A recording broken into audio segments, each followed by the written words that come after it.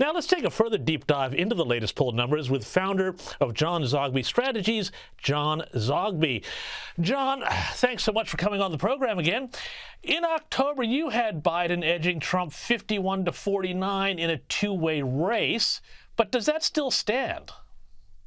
No, it doesn't. And of course, it's no longer a two-man race. It's a three and maybe 3.5-man race. But the fact of the matter is that Donald Trump is leading now in most polls, including my own. And on top of that, Bobby Kennedy Jr. is a player in all of this. There are 3 polls in a row that showed Mr. Kennedy at 22%. We had him at 19% before he actually announced on October 9th. But he is a player. And in fact, in some states, Bobby Kennedy is polling in the 24% range, with the 2 major candidates in the mid-30s. So this is very much a 3-man race. And John, who is Bobby Kennedy taking more votes away from, the Republicans or the Democrats? You know, it's funny because initially he was taking more away from Donald Trump than Joe Biden. Now, in the 3 most recent polls, it's clear that he's taking more away from Biden than he is from Trump, although he's taking a chunk away from Trump as well. And how is the war in the Middle East affecting the poll numbers? I mean, is Biden going to get a bump at all for looking presidential and standing by Israel, or is he getting hit for the chaos that's occurring on his watch? He's getting hit. He's getting hit actually from both sides. And the numbers are showing it, because his numbers actually are going down. His average approval rating this week, incidentally, is 38.5%. But he is losing the left in his party. Remember that a clear Obama base.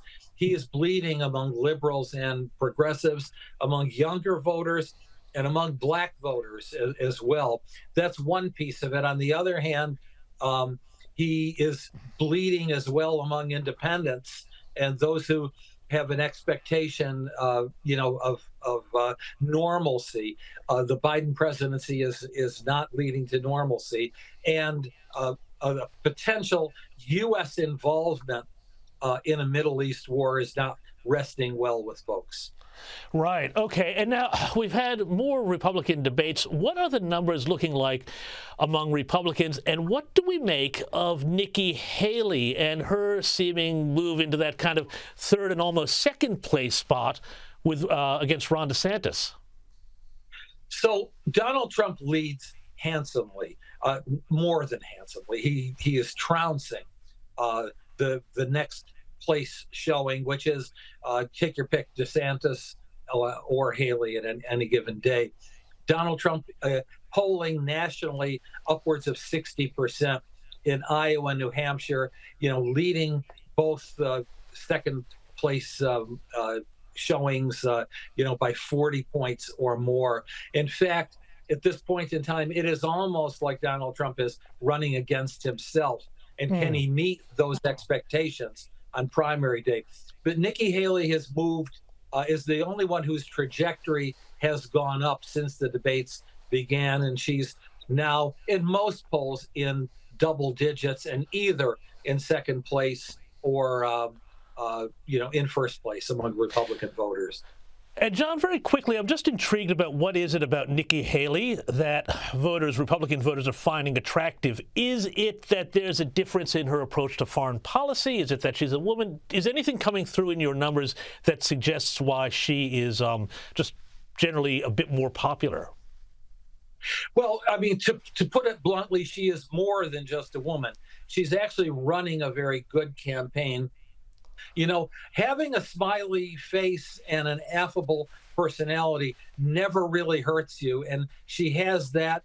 And in addition to that, she's been able to go after Ron DeSantis and mainly after Vivek Ramaswamy, who seemed to be making some gains, but doing it effectively and tastefully, and has come up with kind of an acceptable middling position on foreign policy, not too combative, and on abortion, interestingly, let's tone this down.